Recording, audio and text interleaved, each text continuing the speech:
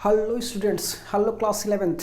आज हम लोग 11th क्लास बायो का सेकेंड चैप्टर पढ़ने वाले हैं, जो कि है हमारा biological classifications. Biological classifications living organisms को क्लासिफाई करना, ग्रुपिंग करना। दुनिया में जितने भी ऑर्गेनिज्म हैं, आज हम लोग पढ़ते हैं कि सभी लिविंग ऑर्गेनिजम्स को 5 क्लास में बांटा गया।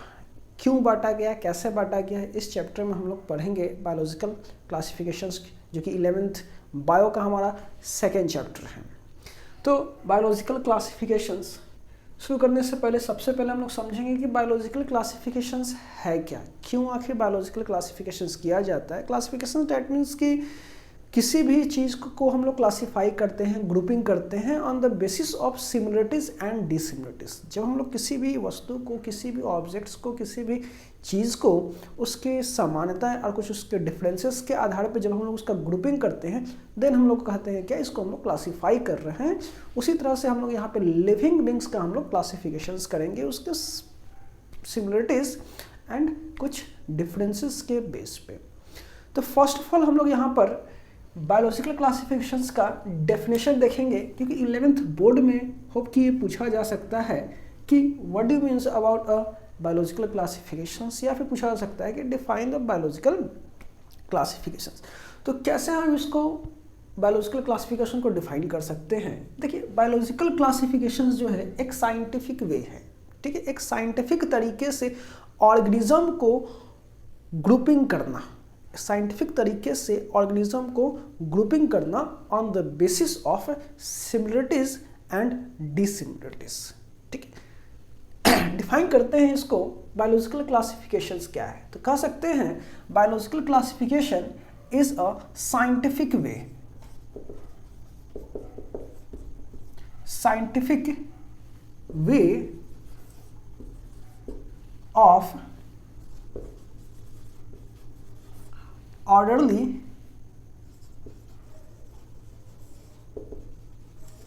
arranging the organisms into groups। Scientific तरीके से एक ऑर्डर में जब हम ऑर्गेनिज्म को अरेंज कर रहे हैं, ग्रुपिंग कर रहे हैं, ठीक है, किस चीज पे, तो on the basis of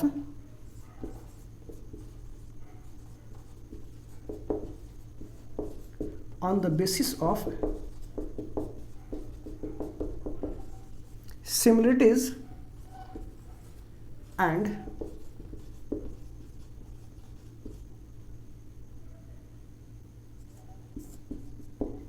differences. तो इस तरह से हम लोग डिफाइन कर सकते हैं क्या है biological classifications. That's a scientific way of orderly arranging the organism into groups on the basis of similarities and differences. कुछ सिमिलरिटीज, कुछ डिफरेंसेस के आधार पे जब हम लोग साइंटिफिक वे में ऑर्गेनिज्म को क्या कर रहे हैं, क्लासीफाई कर रहे हैं, देन हम लोग कह सकेंगे क्या, दैट्स अ बायोलॉजिकल क्लासिफिकेशंस। अब बायोलॉजिकल क्लासिफिकेशन, सबसे पहला जो बायोलॉजिकल क्लासिफिकेशन जो था हमारा, वो नॉन साइंटिफिक था। सबसे पहले जो ऑर्गेनिज्म को क्लासिफाई किया गया, ये क्लासिफिकेशन जो था वो नॉन साइंटिफिक था। उसके बाद हम लोग क्लासिफिकेशन आया क्या, साइंटिफिक तरीके से उसके बाद क्लासिफिकेशंस किया जाने लगा। सभी हम लोग क्लासिफिकेशंस देखेंगे। चलिए शुरू करते हैं हम लोग क्लासिफिकेशंस करना शुरू करते हैं। कुछ पहले नॉन साइंटिफिक तरीके से क्लासिफिकेशंस आए सबसे पहला, उसके बाद साइंटिफिक तरीके से क्लासिफिकेशंस शुरू किया गया। क्लासिफिकेशन देखते हैं। देखिए,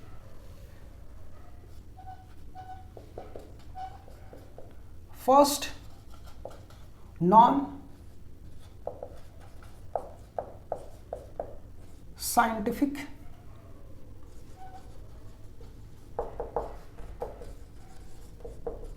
क्लासिफिकेशंस।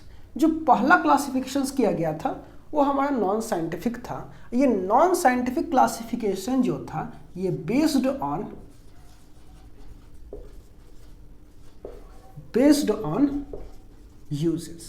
यूजेस के बेस पे नॉन साइंटिफिक तरीके से ऑर्गेनिज्म को क्लासिफाई किया गया। ठीक है, उसके बाद हमारा आया क्या, साइंटिफिक तरीके से क्लासिफिकेशंस किया जाने लगा। और साइंटिफिक तरीके से क्लासिफिकेशंस का शुरुआत किए थे एरिस्टोटल ने। एरिस्टोटल ने सबसे पहले साइंटिफिक तरीके से क्लासिफिकेशंस किया प्लांट्स को मॉर्फोलॉजी के आधार पे, उसके ऑब्जर्वेबल कैरेक्टर के आधार पे प्लांट्स को क्लासीफाई किए, हर्ब्स, सर्ब्स एंड ट्री। उसी तरह से उन्होंने एनिमल्स को भी क्लासीफाई किया, एक एनिमल जिनमें रेड ब्लड है, एक में रेड ब्लड एब्सेंट है। तो फर्स्ट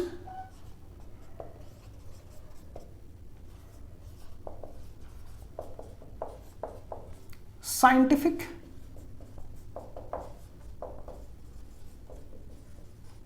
क्लासिफिकेशंस, ठीक। ये जो फर्स्ट साइंटिफिक क्लासिफिकेशन है ये दिया गया किनके द्वारा, तो एरिस्टोटल के द्वारा। एरिस्टोटल के द्वारा फर्स्ट हमारा साइंटिफिक क्लासिफिकेशन दिया गया। और ये किस चीज पे बेस्ड था,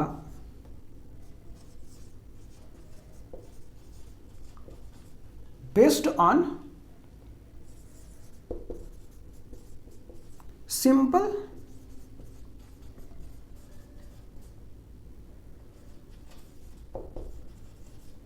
मॉर्फोलॉजिकल कैरेक्टर। ये हमारा सिंपल मॉर्फोलॉजिकल कैरेक्टर पे था। तो एरिस्टोटल ने मॉर्फोलॉजिकल, दैट मीन्स कि ऑब्जर्वेबल कैरेक्टर्स पे प्लांट्स को क्लासिफाई किए और एनिमल्स को क्लासिफाई किए। तो एरिस्टोटल ने ऑर्गेनिज्म में को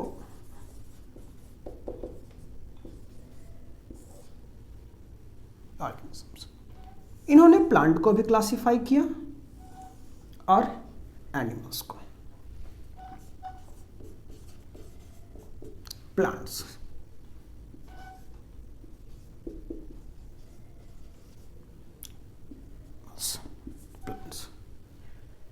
एरिस्टोटल ने प्लांट्स में हर्ब, सर्ब और ट्रीज, प्लांट्स को 3 क्लास में क्लासिफाई किया, हर्ब, सर्ब्स और ट्री। एनिमल्स को भी इन्होंने क्लासिफाई किया। कुछ एनिमल ऐसे हैं जिनके पास ये रेड ब्लड के बेस पे एनिमल्स को बांटे थे, रेड ब्लड। कुछ एनिमल जिनमें रेड ब्लड प्रेजेंट हैं, कुछ एनिमल जिसमें रेड ब्लड एब्सेंट है। वैसे एनिमल जिनमें रेड ब्लड था उनको इनेमिया कहा गया, और जिनमें रेड ब्लड नहीं था जैसे कि बैक्टीरिया वगैरह, उससे कहा गया, उन्होंने एनीमिया कहा। तो ये हमारा एरिस्टोटल का क्लासिफिकेशन हुआ। एरिस्टोटल ने फर्स्ट पहली बार साइंटिफिक तरीके से लिविंग्स को क्लासिफाई किया। इसमें उन्होंने प्लांट्स को भी क्लासिफाई किया और एनिमल्स को भी क्लासिफाई किया। अब एरिस्टोटल्स के क्लासिफिकेशंस के बाद आया हमारा कैलोस लिनियस का क्लासिफिकेशंस, जिसको नाम दिया गया 2 kingdom systems of classifications. Carolus Linnaeus ने क्लासिफिकेशंस किया, उसका आधार था presence and absence of cell wall. Carolus Linnaeus ने देखा कि 2 तरह के ऑर्गेनिज्म हैं, कुछ ऑर्गेनिजम्स के पास उनके पास सेल वॉल है और कुछ ऑर्गेनिजम्स के पास सेल वॉल नहीं है। उस आधार पर कैलोस लिनियस ने ऑर्गेनिज्म को 2 किंगडम में क्लासिफाई किया, प्लांटी एंड एनिमलिया। देखते हैं इसको।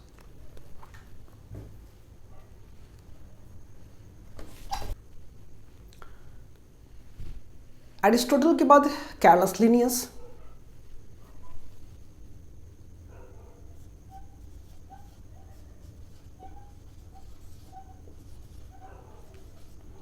kingdom system of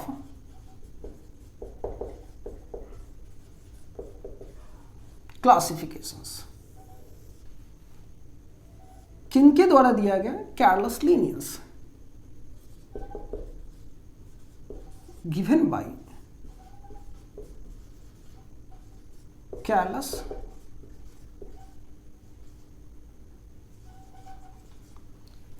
Linnaeus. इनका क्लासिफिकेशन जो था ये बेस्ड था present and absent of cell wall.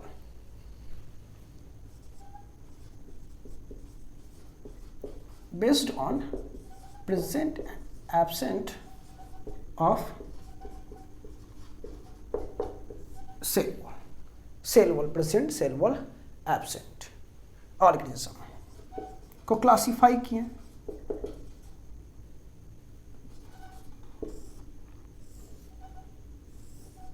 इन्होंने कहा जिसके पास सेल वॉल प्रेजेंट है, cell wall present, cell wall absent. जिसके पास सेल वॉल प्रेजेंट था उसे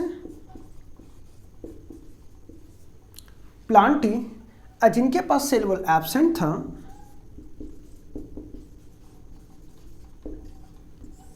एनिमिलिया, प्लांटी एंड एनिमिलिया। अब इन्होंने इस चीज को क्लियरिफाई नहीं कहा जिसकी यूनिसेलुलर, मल्टीसेलुलर, प्रोकैरियोटिक, यूकैरियोटिक, इस तरह के ऑर्गेनिज्म को इन्होंने एक ही में रख दिया। जैसे बैक्टीरिया, बैक्टीरिया के पास सेल वॉल है, पेप्टिडोग्लाइकन, प्रोटिस्टा के पास कुछ प्रोटिस्टा, अमीबा, वो सभी को उन्होंने प्लांटी में ही रख दिया। तो इनका क्लासिफिकेशंस जो था ज़्यादा टाइम तक नहीं चला। इसके बाद आए हैकल, 3 किंगडम सिस्टम ऑफ क्लासिफिकेशन लेके आए। कार्लस लिनियस ने ऑर्गेनिज्म को 2 क्लास में क्लासिफाई किया, 2 किंगडम बनाए, प्लांटी किंगडम और एनिमिलिया किंगडम्स। अब उसमें ये चीज़ यूनिसेलुलर ऑर्गेनिजम्स के लिए, प्रोकैरियोटिक, यूकैरियोटिक ऑर्गेनिज्म के लिए कोई अलग सा ग्रुप नहीं था। प्लांटी में ही उन्होंने बैक्टीरिया, प्रोटिस्टा, अमीबा, पैरामीशियम सबको एक ही में रख दिया था। तो इस चीज़ को करेक्ट करने के लिए हैकल्स ने 3 किंगडम क्लासिफिकेशंस दिए। 3 किंगडम सिस्टम ऑफ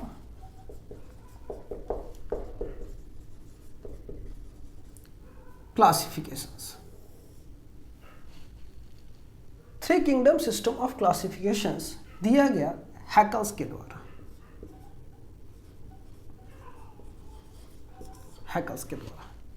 हैकल्स ने यूनिसेलुलर ऑर्गेनिजम्स के लिए एक अलग सा ग्रुप बनाया और उसके लिए उसका नाम रखे उन्होंने प्रोटिस्टा।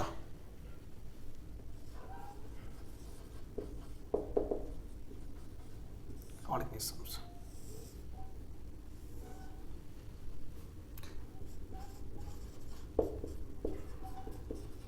प्रोटिस्टा, जितने भी यूनिसेलुलर ऑर्गेनिज्म थे उन सभी को निकाल के नए किंगडम में रख दिए, प्रोटिस्टा में रख दिए। उसके बाद जितने भी थे प्लांट, सभी को प्लांटी में, और animals, Animalia.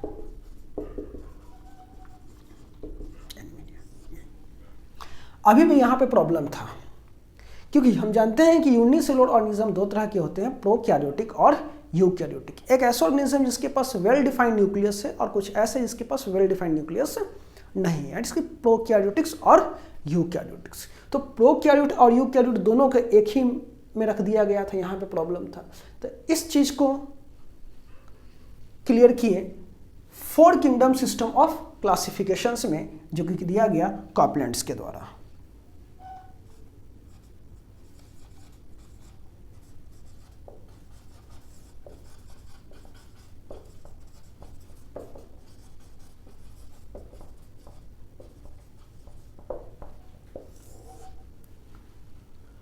Four kingdom system of classifications दिया गया, गिवन बाय, ये दिया गया कॉपलैंड्स के द्वारा।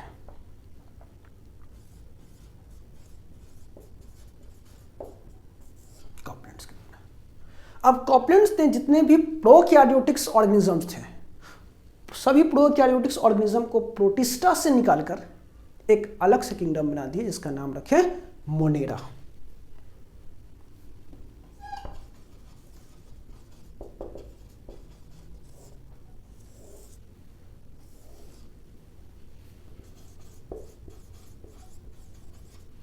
मोनेरा बनाए।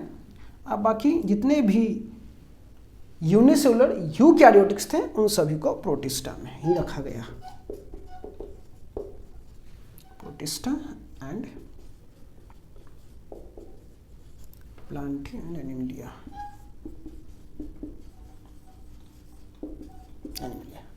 तो इस तरह से हमारे पास आया कॉपलैंड्स के द्वारा, कॉपलैंड्स का 4 किंगडम सिस्टम ऑफ क्लासिफिकेशंस, जिसमें यूनिसेलुलर प्रोकैरियोटिक के लिए मोनेरा, यूनिसेलुलर यूकैरियोटिक्स के लिए प्रोटिस्टा, फोटोसिंथेसिस जो कर रहे हैं सेल वॉल जिसके पास प्रेजेंट है प्लांटी, और जो फोटोसिंथेसिस नहीं कर रहे, अपना फूड्स प्रिपेयर नहीं कर रहे हैं, एनिमिलिया। तो इस तरह से आया हमारे पास 4 किंगडम सिस्टम ऑफ क्लासिफिकेशंस। इसके बाद हमारे पास आया 5 किंगडम सिस्टम ऑफ क्लासिफिकेशंस, जिसे मोस्टली एक्सेप्टेड कहा गया, जो सबसे ज़्यादा एक्सेप्ट किया गया RH व्हिटेकर का। देखते हैं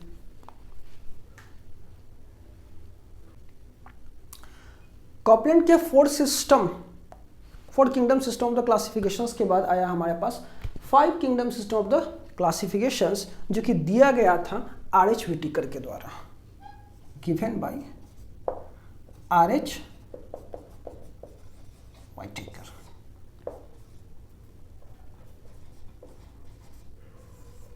नाइनटीन 1969 में मोस्टली एक्सेप्टेड क्लासिफिकेशंस, सबसे ज़्यादा इसको एक्सेप्ट किया गया। इन्होंने पूरे ऑर्गेनिज्म को 5 क्लास में बांटा।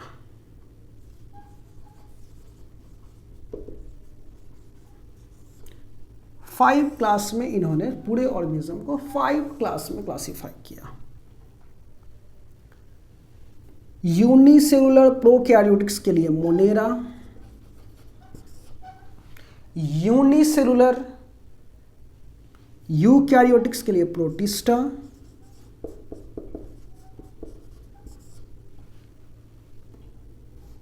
Multicellular organisms cell wall present but photosynthesis perform नहीं कर रहे हैं। काइटिन का सेल वॉल है उसके पास, fungus. Cellulosic cell wall perform photosynthesis, plantae and Animalia.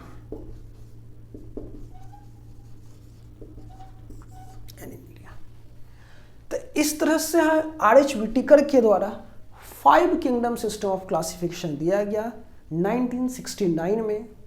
Monera में रखा गया का मोनेरा और प्रोटिस्टा में यूनिसेलुलर ऑर्गेनिज्म, फंगस से लेके एनिमिलिया तक हमारे पास multi cellular organism. Multi cellular fungus में याद रखेंगे एक एक्सेप्शन से हमारे पास क्या, ईस्ट। ईस्ट यूनिसेलुलर है,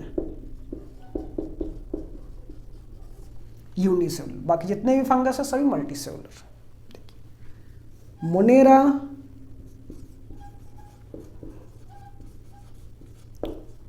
प्रोकैरियोटिक्स, और इसके बाद जितने भी हैं ये सभी यूकैरियोटिक्स।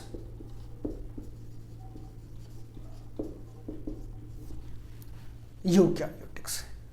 इस तरह से यहाँ पे RH व्हिटेकर के द्वारा क्लासिफिकेशंस किया गया 5 किंगडम सिस्टम ऑफ क्लासिफिकेशंस। अब यहाँ पे कई बार पूछा जाता है कि RH व्हिटेकर का जो क्लासिफिकेशंस का इसका क्राइटेरियाज क्या था। तो इसका क्राइटेरियाज था किस आधार पर इन्होंने क्या किया क्लासिफिकेशंस के दौरान, क्या किस किस चीज़ को ध्यान दिया था। तो सबसे पहला इन्होंने देखा था cell types. Cell types, cell unicellular cell prokaryotics है, यूकैरियोटिक्स है। उसके बाद body organisations,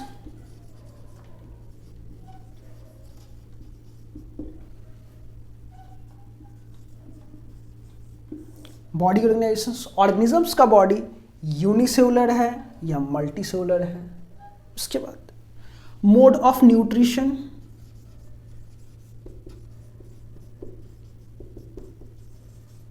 mode of nutrition autotrophics हैं, हेटरोट्रॉपिक्स हैं। जैसे कि मोनेरा, कुछ ऐसे मोनेरा हैं जो ऑटोट्रॉप्स हैं और कुछ आपके हेटरोट्रॉप्स हैं। प्रोटिस्टा हेटरोट्रॉप्स हैं, फंगस हेटरोट्रॉप्स हैं, Plantae autotrophs, Animalia heterotrophs. Mode of nutrition के साथ साथ उन्होंने मोड ऑफ रिप्रोडक्शन भी देखा। Mode of reproductions, sexual reproductions हो रहा है या एसेक्सुअल रिप्रोडक्शंस हो रहा है। इसके साथ एक और चीज इंपॉर्टेंट था यहाँ पर, वो था इवोल्यूशनरी रिलेशनशिप। किसका इवोल्यूशंस पहले हुआ है? फाइलोजेनेटिक रिलेशनशिप जिसे कहेंगे।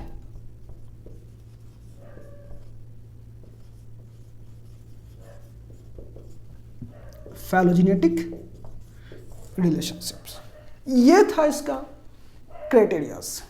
कुछ cell types, body organisation, mode of nutrition, mode of reproduction and phylogenetic relationship, इस चीज पे इन्होंने क्लासिफाई किया।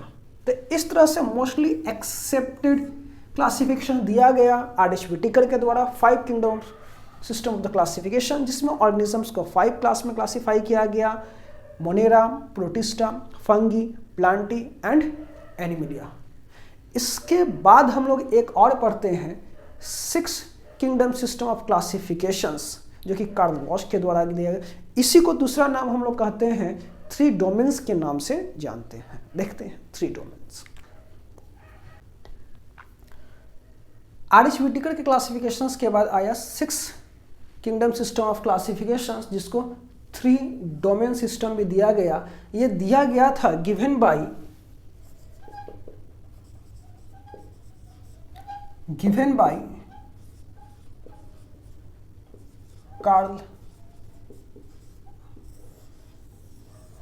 कार्ल वॉश के द्वारा दिया गया 6 किंगडम। इन्होंने क्या ऑब्जर्व किया? ये जो मोनेरा है, मोनेरा में जितने भी ऑर्गेनिज्म, जितने भी यूनिसेलुलर प्रोकैरियोटिक ऑर्गेनिजम्स हैं, इसमें कुछ ऐसे हैं जिसका दूसरे से फीचर्स एकदम अलग है, डिफर है। यानी कि मोनेरा में इन्होंने देखा 2 चीज देखा। कुछ ऐसे ऑर्गेनिजम्स हैं जो एक्सट्रीमली कंडीशंस में सर्वाइव कर रहे हैं, एक्सट्रीम कंडीशंस में, जैसे थर्मोएसिडोफिल्स हो गया, हैलोफाइल्स हो गया। ठीक है, तो इन्होंने देखा 2 चीज। इन्होंने मोनेरा को 2 भाग में बांटा, आर्कीबैक्टीरिया और दूसरा नाम हुआ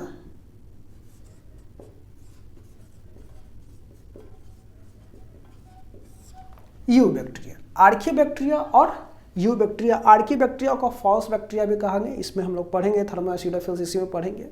और यूबैक्टीरिया जो नॉर्मल हम लोग बैक्टीरिया पढ़ते हैं। ठीक है, तो यहाँ पे हो गया 6 किंगडम हो गया।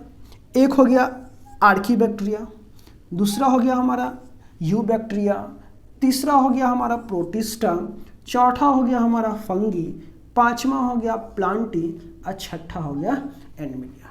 इसलिए 6 किंगडम सिस्टम ऑफ क्लासिफिकेशन कहा गया। इसी को 3 डोमेन सिस्टम नाम पड़ा। 3 डोमेन सिस्टम इसलिए क्योंकि इसमें ऑर्गेनिजम्स को 3 क्लास बनाया गया, कह सकते हैं। एक हो गया मोनेरा, ये आर्कीबैक्टीरिया, जिसके लिए एच यूज करते हैं, एच। दूसरा यूबैक्टीरिया के लिए बैक्टीरिया टर्म यूज किया गया, और प्रोटिस्टा से लेके एनिमिलिया तक के लिए यूकैरिया यूज किया गया।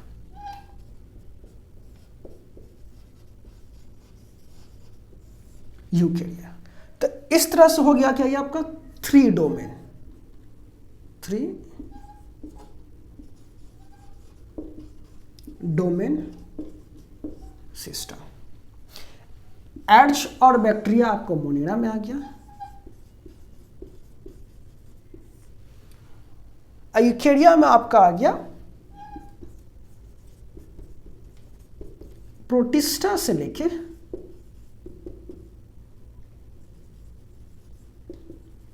एनिमिलिया तक। तो इस तरह से 3 डोमेन्स बनके तैयार हुआ। तो ये था हमारा क्लासिफिकेशंस। इस चैप्टर में हम लोग पढ़ेंगे, ये तो हमारा क्लासिफिकेशंस का इंट्रोडक्शंस हुआ। इस बायोलॉजिकल क्लासिफिकेशंस में हम लोग मोनेरा के बारे में पढ़ेंगे नेक्स्ट वीडियो में।